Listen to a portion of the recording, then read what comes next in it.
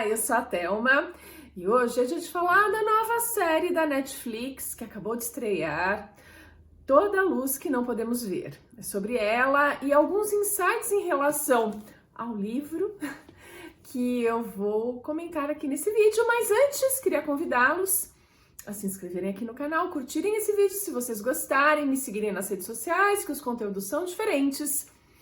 Aposto que vocês vão gostar. Eu queria falar dessa série que eu gostei bastante, podemos até chamar de minissérie, em apenas 4 episódios. E talvez esse seja o motivo de algumas queixas, porque o público tá gostando, tá lá no top 10 da Netflix. Porém, são apenas 4 episódios. Quando você tá pegando gostinho pela série, ela acaba. Um pouco de dados técnicos sobre a série. Ela é de 2023, portanto, tem uma nota 7.7 no IMDb, aquele banco de dados da internet, onde todo mundo vota para dar uma nota para séries e filmes. Mas eu quero entender que é recente essa estreia e tem toda essa expectativa de uma série mais longa e ela, de fato, ter 4 episódios. Eu acho que pode ser um pouquinho disso. Essa nota tende a aumentar, na minha opinião. Vamos continuando na série, que tem um elenco muito marcante. O que conta essa história? Então, é Segunda Guerra Mundial, ambientação, e você vai ter períodos no tempo, vai e volta cronológico. O que está acontecendo de ação mais forte é no presente e é no final da Segunda Guerra Mundial. Na França, a França ocupada pelos nazistas, mas a um passo de receber a visita dos aliados, principalmente os americanos, que estão chegando para expulsar os nazistas dali. Só que isso acontece debaixo de um baita bombardeio. Então é difícil claro, para os nazistas, eles vão ter que bater em retirada, mas também é difícil para os locais, para essa França ocupada. Existe uma resistência lutando contra esses nazistas.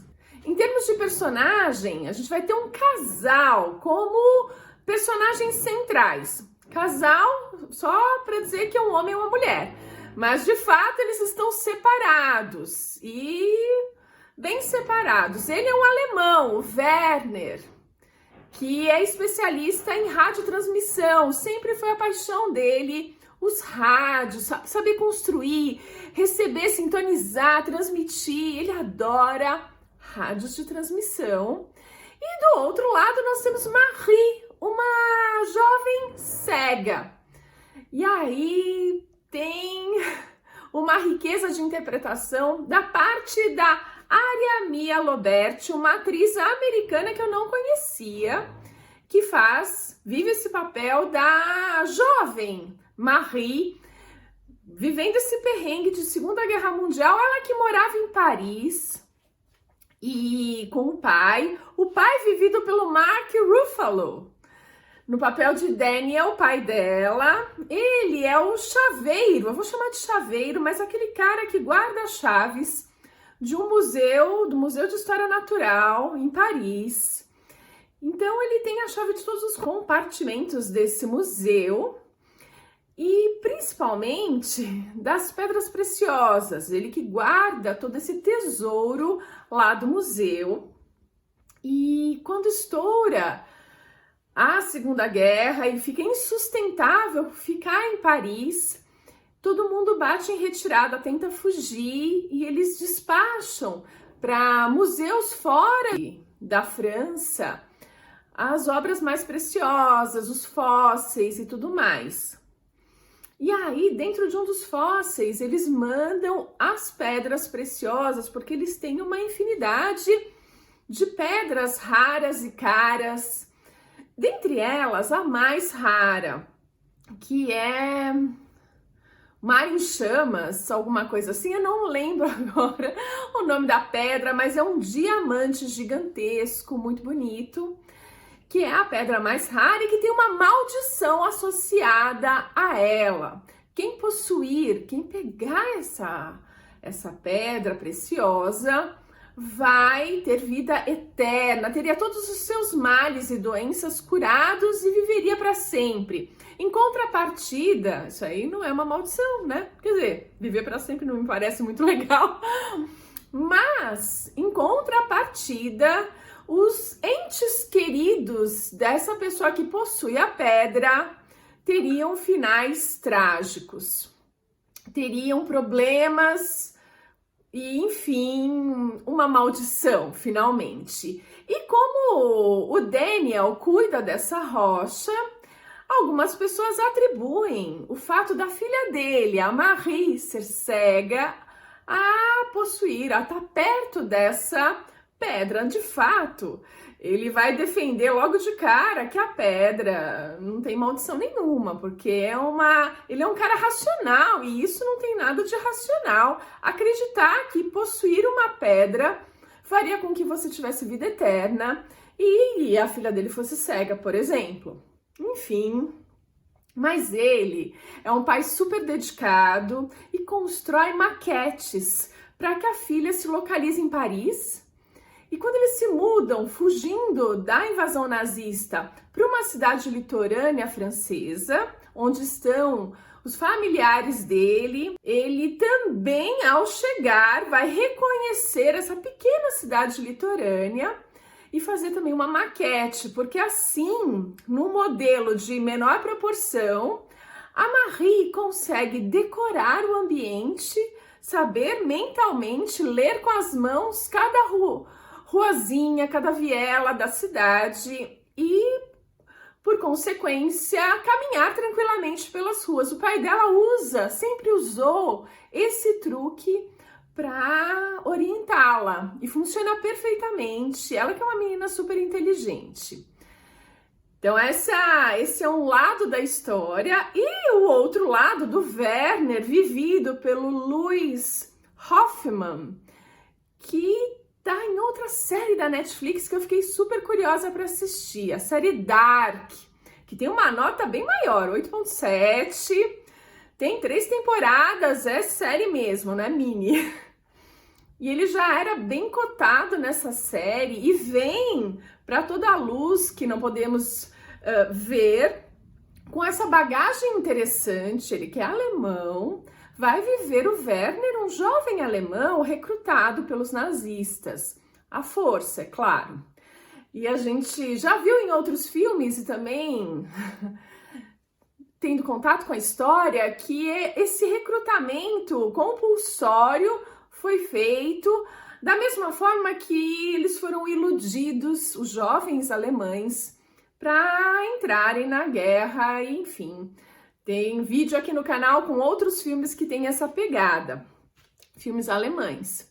Então esse ator alemão se encaixa perfeitamente no papel de Werner, esse menino prodígio, muito inteligente, genial, que desde muito pequeno aprendeu sozinho a construir rádios, tem toda essa dinâmica, sabe montar rapidamente, desmontar um rádio em segundos e também sabe aí procurar, é óbvio, fazer as transmissões e recebê-las quando ele quiser, e é claro que ele faz de forma ilegal, porque na Alemanha, antes da Segunda Guerra, as informações que chegavam eram muito controladas. Então, ouvir rádios estrangeiras era proibido. Mas ele não estava nem aí, ele fazia exatamente o proibido. Ele que é órfão, ele e a irmã dele. Os dois moram num orfanato onde ele é super bem acolhido. Só que o que acontece é que descobrem esse talento, essa genialidade dele. E aí, esse menino lá na Alemanha tem uma conexão com a Marie na França, desde pequenos, porque eles ouvem uma transmissão de rádio numa determinada frequência, que é sempre repetida no filme. E nessa frequência, eles ouvem o professor. É um cara que dá aulas pelo rádio, só se denominando professor, e vai explicando ciência, como a vida acontece, temas que interessam ambos os jovens. É uma transmissão meio focada nesse público mais infanto-juvenil, e eles vão acompanhando isso, porque é a maneira que eles têm de fugir daquela realidade dura, já que estão num período entre guerras, e aí a pressão vai aumentando. A Alemanha, que vem de problemas já desde a Primeira Guerra Mundial, tem aí esse saldo negativo e a pressão aumentando, o partido nazista crescendo e tudo mais. Ele tem um alívio, ele tem um momento de paz quando ele ouve o professor falando de ciência, de vida, de mecanismos, coisas que de fato o inspiram e que o motivam a continuar vivendo.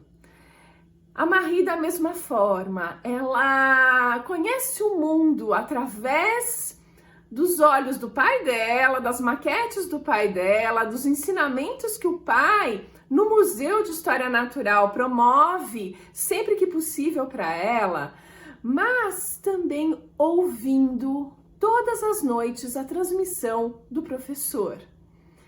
Então a história, ela brinca nesses flashbacks. A ação real está acontecendo em 1944, mas ela fica constantemente voltando ao passado, na infância da Marie e na infância do Werner, explicando esse dom que o rapaz tem, essas necessidades especiais que a Marie tem e que ela consegue superar a falta de visão com tato, com olfato e com a audição. Eu achei essa parte mais interessante da minissérie. Como você desenvolver os outros sentidos para compensar a falta da visão é uma coisa incrível. São mecanismos maravilhosos. Eu fiquei impressionadíssima. Bom, então eu já dei aqui o contexto. Não falei de muitos spoilers. Vocês vão constatar isso logo no primeiro capítulo. Você já começa a entender essa história. Aliás, você entenderia vendo o trailer.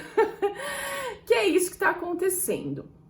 Só que a ação principal, a mais impactante, em tempo real, digamos, lá em 1944, ela está muito intensa, porque os americanos já estão jogando seus panfletos por aviões, os aviões já sobrevoaram a cidadezinha e jogaram os panfletos avisando: vamos bombardear, para que os alemães saiam e para que os franceses se protejam. Então você já sabe, essa é a primeira cena, eu acho, porque o livro, inclusive, começa assim. Aqui está o livro, porque quando eu soube da série, eu ainda não tinha lido, aliás, não li ainda, eu comecei apenas a ler, mas assim que eu soube da série, eu quis comprar o livro do Anthony Doerr. Ele foi o vencedor do Pulitzer com essa obra e eu, assim, fiquei super interessada. Eu já comecei a ler e eu percebi que tem muita similaridade na narrativa dele com o que foi feito pelo Steven Knight, o criador aí da série, usando, é claro, a história do Anthony. Então tem essa brincadeira de viagem no tempo, né? De você num presente em 1944, mas ficar lembrando da infância, voltando para 1944, indo um pouquinho mais para o começo da guerra. Então você fica tendo flashbacks de diferentes momentos para entender toda a história. E eu gostei muito da série. Aqui, gente, do livro eu não vou poder falar, falo daqui a alguns dias para vocês, quando eu terminar de ler, mas já gostei do começo e tá muito parecido mesmo. Mas o que eu vi de crítica na internet é que quem leu o livro ficou decepcionado, frustrado, porque não foi tão fidedigno ao livro como se poderia esperar. É claro que é uma adaptação e toda adaptação acaba sofrendo algumas mudanças. E ao final, sim, ao que parece, é lá no final, que as alterações incomodaram um pouquinho os leitores. E assim, aqui eu não vou comentar o que são essas mudanças e deixo vocês descobrirem assistindo a série. E eu posso fazer um vídeo depois com o livro, assim que eu terminar de ler, eu coloco para vocês um pouco da minha opinião nesse sentido, se essas mudanças de fato foram significativas ou não. Fato é que eu gostei da série, acho que merece uma nota maior que 7.7. Ela começa um pouco devagar, na minha opinião, pro meu gosto. Ela vai aquecendo, é claro, todo começo de livro é assim, é muito difícil você já começar numa primeira página esmirilhando a coisa. A tensão na trama, ela é crescente até o clímax da história. Então é claro que na série não podia ser diferente. Todo episódio, ela termina num auge de tensão e você é obrigado a ir pro próximo. Maratonar os 4 episódios, gente, é a coisa mais simples desse mundo. E olha que vale a pena. Eu gostei, eu acho que merece uma nota maior que 7.7. Talvez ao terminar o livro eu fique, puxa, podia ser diferente, mas isso eu ainda não sei responder. Para quem só assistiu a série sem ler o livro, eu achei que tá de bom tamanho, gostei bastante, chorei no último episódio, foi bastante tocante o último episódio. O que eu posso dizer também é que quanto ao tamanho, que é outra queixa, ser uma minissérie em 4 episódios, eu acho que para esse livro não comportaria mais episódios ou uma outra temporada, a menos que se parta desse ponto e se crie algo totalmente diferente, para que se tenha uma sequência, porque o livro em si tá ali. Tá retratado nesses 4 episódios, então não dá muito pra gente imaginar algo diferente. Ah, vale lembrar de quem é o tio dela, aqueles parentes que eu disse na cidadezinha litorânea francesa, onde o Daniel com a Marie, eles vão procurar refúgio. O parente deles ali é o Etienne, o tio Etienne, vivido pelo Hugh Laurie. Quem é o Hugh Laurie? É o Dr. House. Numa pegada mais envelhecida, uma barbona branca e tal e coisa, mas é o Dr. House. Essa simpatia de ator, um excelente ator e que nos presenteia como tio Etienne. Então ele e o Mark Ruffalo são, acho que, atores muito bem escolhidos para viver esses parentes da Marie e para dar uma carga mais emocionante para toda a minissérie, para esse período tão crucial onde está acontecendo esse movimento de expulsar os nazistas, da resistência francesa conseguir vencer, os aliados chegando, bombardeando tudo. Enfim, é um momento muito forte da história e que vale muito a pena. Olha, eu gostei muito e no futuro falo um pouquinho mais em relação ao livro. É isso, eu fico por aqui e a gente se vê no próximo vídeo.